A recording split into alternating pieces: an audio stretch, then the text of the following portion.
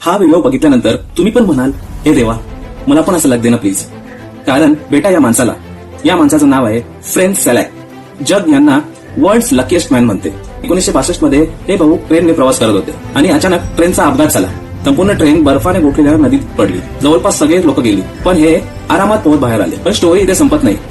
काही वर्षांनी हे प्लेन मध्ये प्रवास करत होते आणि गेस व्हॉट, प्लेन क्रॅश. बाकी सगळे गेले, पण हे सुक्या गवताच्या ढिगाऱ्यावर लँडिंग करून वाचले. मग त्यांनी ठरवलं की आता फक्त कारनेच प्रवास करणार. पण एकदा कार चालवत असताना त्यांच्या कारमध्ये आग लागली. त्यांनी धावत्या कारमधून खाली उडी मारली. कारचा ब्लास्ट झाला, पण हे पुन्हा सेफ. पण एकदा तर फक्त पायी चालत होते. अचानक बसने जोरात यांना धडक दिली. सर्वांना वाटलं की आता हे गेले. हे पुन्हा उठले. अशा प्रकारे मृत्यूला 7 वेळेला चकमक दिल्यानंतर त्यांना वाटलं की ते खूप लकी आहे. त्यांनी ठरवलं की आपण एक लॉटरी काढून बघूया. आणि बिलीव्ह ऑर नॉट, पहिल्याच प्रयत्नात त्यांना $1 मिलियन लॉटरी लागली. म्हणूनच यांना म्हणतात the luckiest person in the world.